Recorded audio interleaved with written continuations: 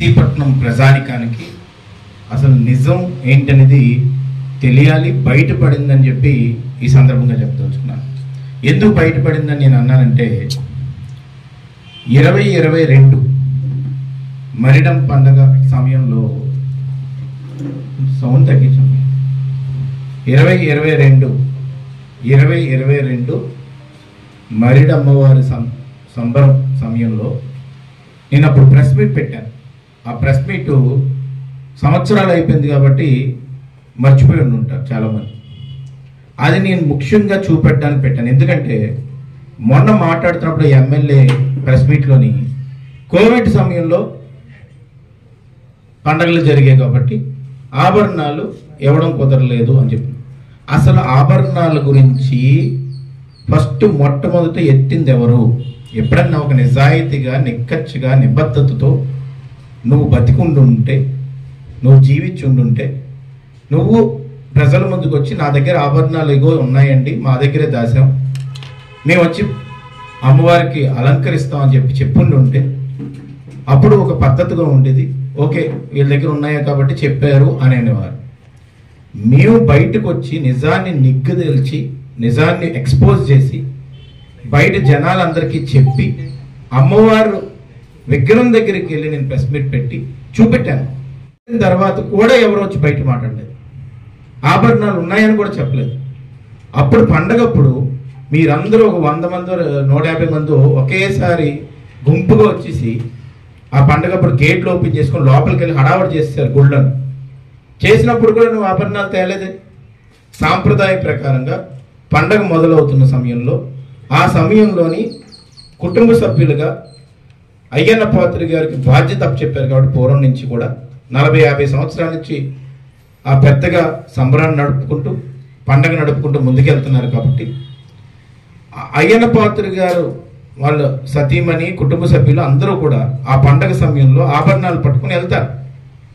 ఆ విధంగానే రేపు ఉదయం ముహూర్తం పెట్టి వెళ్తున్నారు, పల్లెల్లో తీసుకెళ్తారు, జనాలందరికీ చూపెడతారు. ఎందుకంటే అమ్మవారు ప్రతి ఒక్కరికి కూడా ఇంటి వెలుపు కాబట్టి, అమ్మవారు అందరు అమ్మవారు కాబట్టి అందరికీ చూపెడుతూనే వేస్తారు. మరి 2022 పండక్కి ఆ విధంగా పల్లెల్లో పెట్టుకొని మీరు ఎందుకు తీసుకురాలేదు? నేను ఖచ్చితంగా చెప్పాను. ఏం చెప్పాను? ఈ ఎమ్మెల్యే గణేష్ పండగని ఆటంకం కలపడానికి, ఆటంకం పెట్టడానికి, అన్ని విధాలుగా కూడా ఇబ్బంది పెట్టి పండగని జరపకుండా చేయాలని చెప్పి ఆలోచిస్తున్నాడని చెప్పి ఆ రోజే చెప్తే, ఆ మరిడం పండగకి ఎందుకు అలా చేస్తారు, అలా చేయరు కదా అని కొంతమంది నాతో వాదించారు. అప్పుడు ఏఎస్పీ ఆఫీస్కి వెళ్ళి ఇదే ఎమ్మెల్యే గణేష్ ఒక లెటర్ సబ్మిట్ చేశాడు. ఏమని సబ్మిట్ చేశాడు? 10 గంటల వరకే పండగ జరపాలి, ఎందుకంటే తనకు సాంప్రదాయాలు తెలియవు.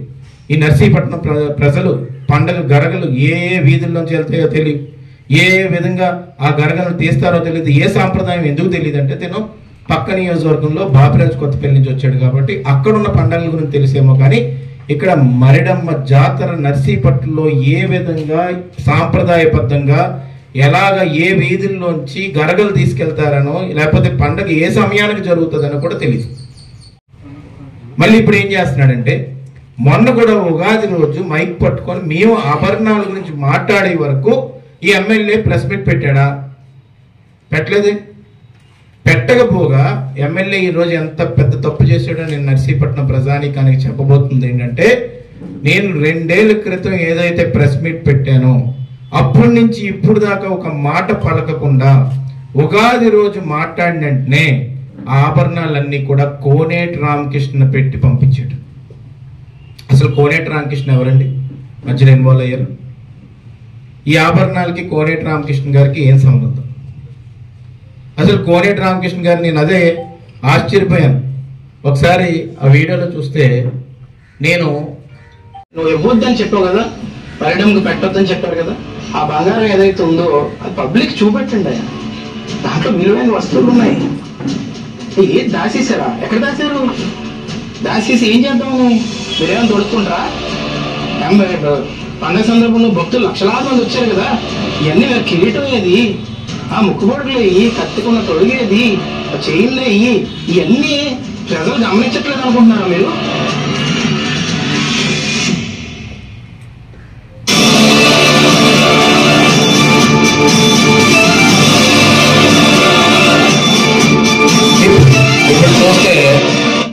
ఆ పైది ఎప్పుడంటే ఏప్రిల్ 20.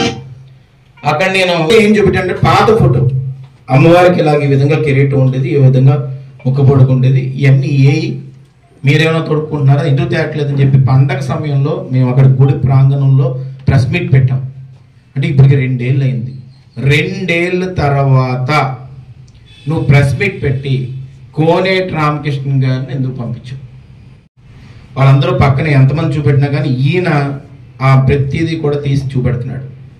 అంటే నేను క్లియర్గా చెప్తుంది ఏంటంటే నర్సీపట్నం ప్రజానికానికి, ఆ రోజు పండగ డిస్టర్బ్ చేద్దామని నువ్వు ఏఎస్పీ దగ్గరికి వెళ్ళో లెటర్ పెట్టో 10 గంటల వరకే పండగ చేయాలని నువ్వు చెప్పావు. నెంబర్ 1. నెంబర్ 2 ఏంటంటే ఈ మొత్తం ఆభరణాలు ఏవైతే ఉన్నాయో కోనేటి రామకృష్ణ దగ్గర దాసేవ అనేది క్లియర్ కట్గా అర్థమవుతుంది. రేపు ఆభరణాల్లో ఒక్క చిన్న పీస్ బంగారం మిస్ అయినా అది కోనేటి రామకృష్ణ బాధ్యతే. ఎట్టి పరిస్థితుల్లో ఈ మాట చెప్తున్నాను. ఎందుకు నేను ఈ మాట చెప్తున్నానంటే, మీరేదో పెద్ద మనుషులుగా అప్పుడు కూడా వచ్చి గుళ్ళోకి దూసుకొని పోయి వందలాది మంది కార్యకర్తలతోటి దర్శనాలు చేసుకొని వెళ్ళిపోయారు, కానీ ఎవరు మాట్లాడలేదు. మొన్న ప్రెస్ మీట్లో ఎవరెవరో కోవిడ్ సమయంలో పండుగ అయిందంటే ఎవడన్నా బురతక్కువలు ఉన్నా అంటే అది కోవిడ్ సమయంలో అండి. ఆ ప్రెస్ మీట్ పెట్టినప్పుడు ఎవరైనా మాస్కులు పెట్టుకుని ఉన్నామా? అందరం ఈ రోడ్డు అంతా సంబరాలు తిరిగాం. ఆ రోజు గొడవ పెట్టారు స్టేజ్ దగ్గర పోలీసులు అందరూ వచ్చి. మణికంఠ ఏఎస్పీ ఉన్నాడు.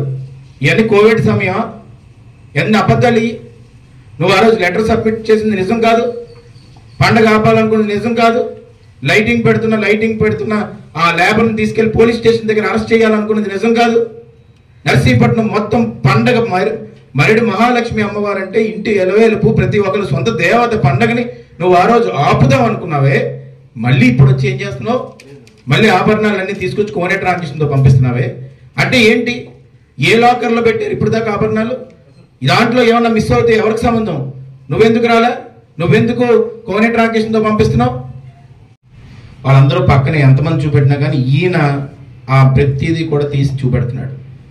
అంటే నేను క్లియర్గా చెప్తుంది ఏంటంటే నర్సీపట్నం ప్రజానికానికి, ఆ రోజు పండగ డిస్టర్బ్ చేద్దామని నువ్వు ఏఎస్పీ దగ్గరికి వెళ్ళో లెటర్ పెట్టో 10 గంటల వరకే పండగ చేయాలని నువ్వు చెప్పావు. నెంబర్ 1. నెంబర్ 2 ఏంటంటే ఈ మొత్తం ఆభరణాలు ఏవైతే ఉన్నాయో కోనేటి రామకృష్ణ దగ్గర దాసేవ అనేది క్లియర్ కట్గా అర్థమవుతుంది.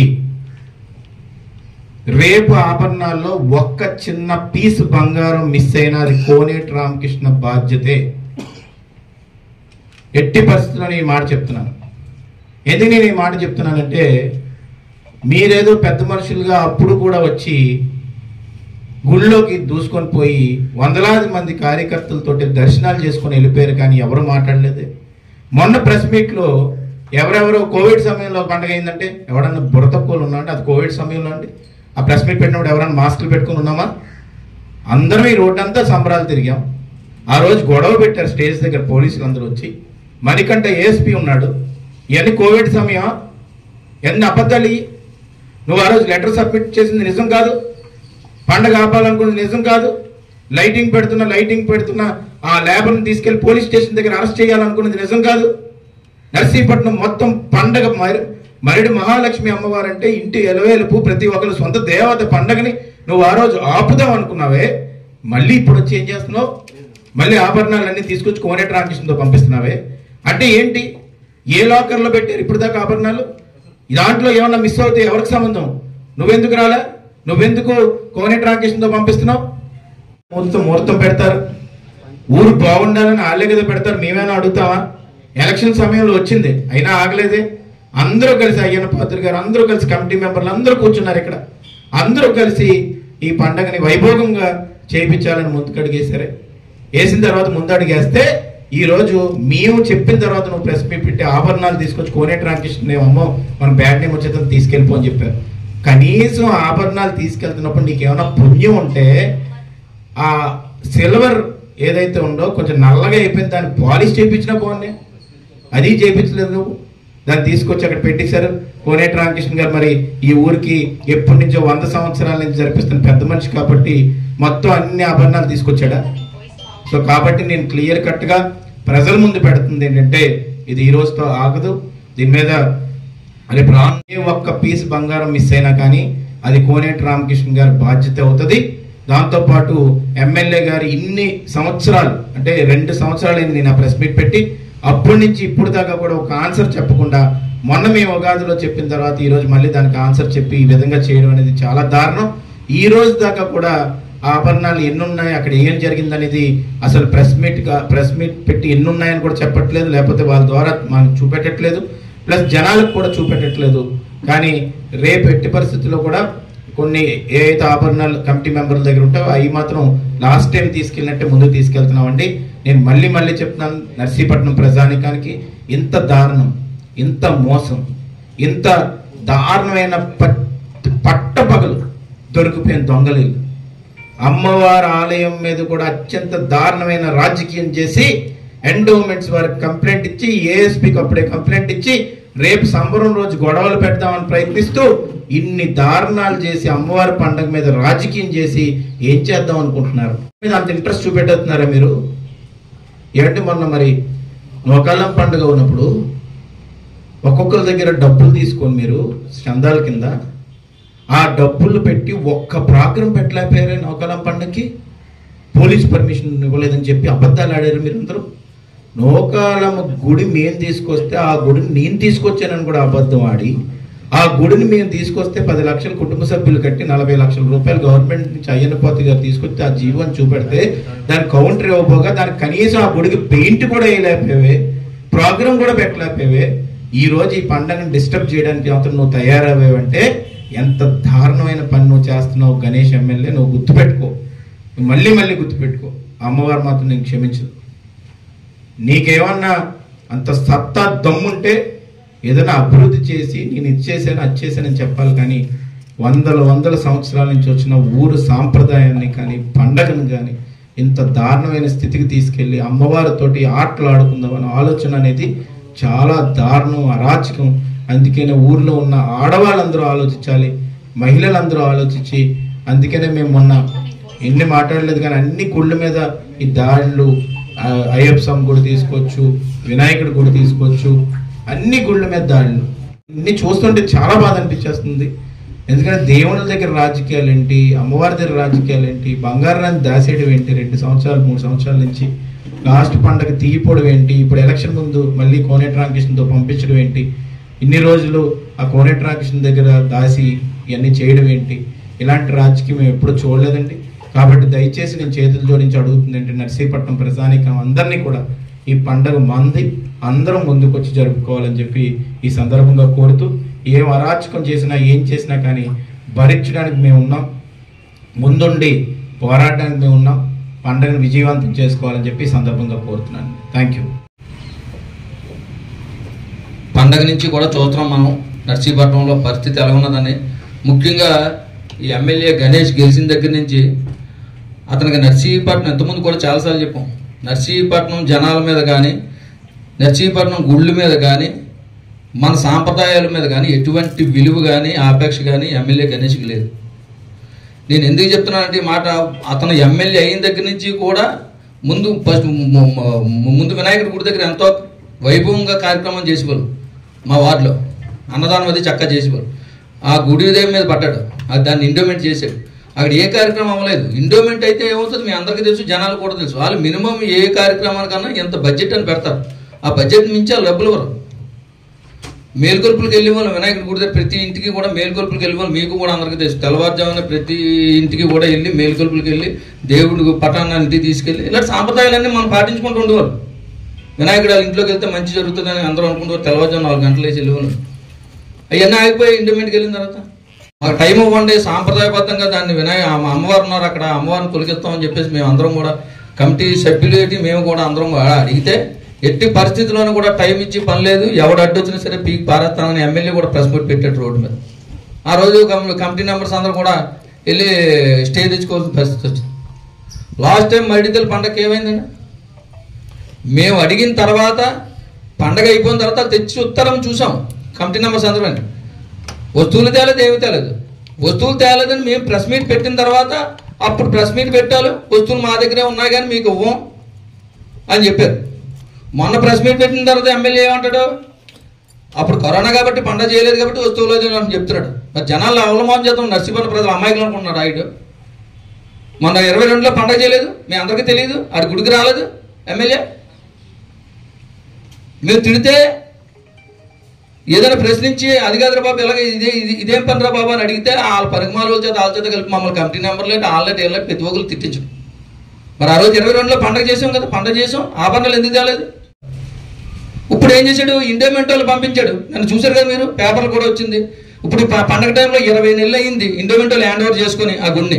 ఆ పంతులకు జీతం కానీ ఆ గుళ్ళో కనీసం దీప నైవేద్యాలకు కానీ రూపాయి ఇవ్వలేదు ఇండోమెంట్ వాళ్ళు. ఇండోమెంట్ హ్యాండ్ ఓవర్ చేసుకున్నారు, ఆ ఉండి సీల్ చేసేసారు. ఎవరో చెప్పుకుంటారా? ఇప్పుడు వచ్చి దాని మెయింటెనెన్స్, గుడి మెయింటెనెన్స్ చూడలేదు. 20 నెలలు అయిపోయిన తర్వాత ఈ రోజు మళ్ళీ ఇండోమెంట్ వాళ్ళు పంపించామంటే ఎవడో ఎమ్మెల్యే పంపించుకుంటే ఎందుకు వస్తారు? పండగ ఆపుదామని ఉద్దేశంతో కదా పంపించాడు. ఇప్పుడు వాళ్ళు అప్పుడు సీజ్ చేసిన గుండీల్ని వాళ్ళే ఇప్పుడు ఇప్పితే 20 నెలలు పోయిన తర్వాత 2,53,000 వచ్చింది. 5 లక్షలు దాటితే కానీ ఇండోమెంట్ తీసుకోవడానికి లేదు. ఇప్పుడు 20 నెలలు దాటిపోయిన తర్వాత ఆ డబ్బులు వచ్చాయని దానికి అర్థమేంటి? అంటే నువ్వు పర్సనల్గా పండగ జరగకూడదని ఒకే ఒక ఉద్దేశంతో ఇండోమెంట్ వాళ్ళు పంపించాడు. ఈరోజు ఏం చేస్తాడు? మళ్ళీ పార్టీ నాయకులు ఇది పార్టీ గుడి ఏమన్నా పార్టీదేం కాదు కదా. ఆనవాయితీ ప్రకారంగా ఎన్ని పార్టీలు గెలిచినా, ఇంతకుముందు కాంగ్రెస్ ప్రభుత్వం గెలిచింది, ఏ పార్టీ గెలిచినా, ఏ ఎమ్మెల్యే గెలిచినా సరే ఎన్ని పత్రికలు చేశారు పండగ. పార్టీ మార్పు కృష్ణమూర్తి గెలిచి నేను మడితలు పండుగ చేస్తాను వచ్చాడా? ముచ్చలపాపు గెలిచి ఎప్పుడన్నా నేను పండుగ చేస్తానని వచ్చింది ఆమె కూడా రాలేదే. ఈరోజు నువ్వెందుకు చేస్తున్నావు? మరి ఏం నీకు అంత ఉత్సాహంగా ఉంటే మరి ఇంకోసారి ఇంకో పౌర్ణానికో ఇంకోసారి ఇప్పుడు పల్లెటూరులు చూస్తున్నాం, 2 పార్టీలు ఉన్నాయనుకోండి, లేదా 2 వర్గాలు ఉన్నాయనుకోండి, ఒకసారి ఒకరు చేస్తే ఇంకోసారి ఇంకోరు చేస్తారు. వాళ్ళ ప్రజల మీద ఏమైనా ఆపించి ఉంటేనే మేము